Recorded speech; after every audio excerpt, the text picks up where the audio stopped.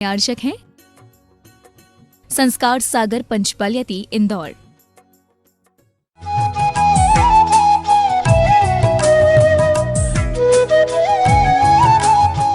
पत्रं यत्र विहाय शीप्रविपुले स्थातुं क्षणं नाक्षमं तत्रास्ते गुणरत्नरोहणगिरि यो देवदेवो महान्।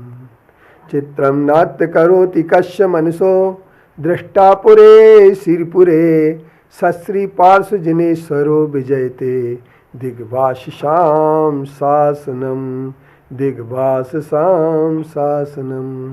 पत्रं यत् पत्र टिके न जहाँ अधर में गुण रत्नों का गिरिवर हो कितना विस्मय किसे नहीं हो जरा देख लो सिरपुर को। देवों के भी देव पार्श्वजन अंतरिक्ष में शांत रहे युगों युगों तक दिगंबरों का जिन शासन जयवंत रहे। आदमी के अंदर भूख जरूर लगती है। प्रत्येक आत्मा भूख से दुखी होती है, लेकिन परमात्मा को भूख नहीं लगती है। अरिहंत परमात्मा और सिद्ध परमात्मा दो परमात्मा होते हैं। इनके चूंकि अनंत सुख के धारी होते हैं, इसलिए उनके लिए क्षुधा का असह्य दुख नहीं होता है। भोजन करना राग भाव के बिना संभव नहीं होता है, और चूंकि हमारे भगवान केवली भगवान परमात्मा बीतरागी हो चुके हैं, और बीतरागी होने के कारण से उनके लिए भोजन की कोई आवश्यकता नहीं होती है।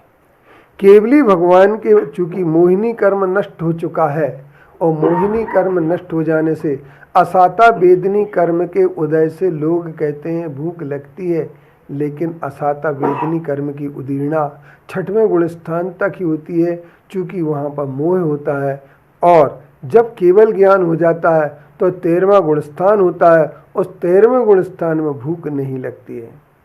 हमारे जैनियों का एक पंथ है जो कहता है कि भगवान भोजन उठा उठा करके ग्रास को खाते हैं, पानी भी पीते हैं, क्योंकि उनके पंथ में साधु एक बार नहीं कई बार खाते हैं और कई बार पानी पी लेते हैं। इस बात की पुष्टि करने के लिए उन्होंने भगवान को भी भोजन करा दिया और ये कहा कि उनके भूख लगती है। एकादश जिने, एकादश जिने सूत्र को कह करके उन्होंने कहा कि भगवान के भूख लगती है। लेकिन मैं एक बात कह देना चाहता हूँ, यदि भगवान को भूख लगे, यदि भगवान को भूख ही लगती है, वो भूख की बाधा, भूख का कष्ट उनके होता है, प्यास का कष्ट होता है, तो इसके साथ एकादश में उनके लिए और भी चीज़ें आएंगी। उन चीज़ों में आएगी ठंड की भी उनको लिए अगर बाधा आती है, गर्मी की बाधा आती है, तो वो भी उन्हें लगेगी कि गर्मी और ठंड, और गर्मी ठंड लगने के लिए फिर उन्हें स्वेटर भी पहनाना पड़ेगी, रजाई भी उड़ाना पड़ेगी, और जब ठंड लगेगी गर्मी होगी तो कूलर चलाना पड़ेगा। इसी में भगवान को बिठाना चाहिए। फिर इसके बाद एक बात और फिर आती है दंश मशक, तो उनको मच्छरदानी लगाना पड़ेगी, क्योंकि मच्छर भी काटेंगे भगवान को। और इसके साथ साथ फिर दंश मशक के काटने उनके लिए बैठने, चलने और लेटने का भी परिचय होगा। फिर उनका कोई वध भी कर सकता है, फिर उनके कोई रोग भी हो सकते हैं। तो इन सब को मिला करके हम ये कह सकते हैं मल परिचय भी होगा। एकादश जिने के अंतर्गत बहुत सारी चीज़ें आती हैं, जिससे हम ये कह सकते हैं कि इन दुखों को दूर करने के लिए यदि कोई प्रबंध सोचा होगा तो भोजन और पानी के प्रबंध भी चल जाएगा, अन्यथा बिल्कुल नहीं चलेगा। भूख लगने पर दुख बहुत होता है। फिर भूख लगने से केवल ज्ञानी अनंत सुखी कैसे हो सकते हैं?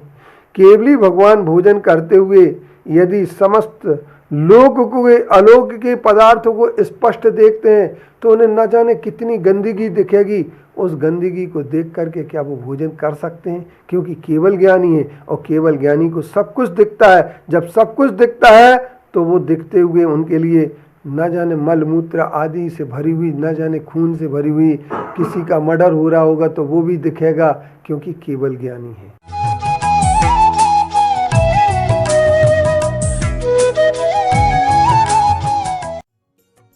इस कार्यक्रम के पुण्यार्चक थे संस्कार सागर पंचपालियाती इंदौर।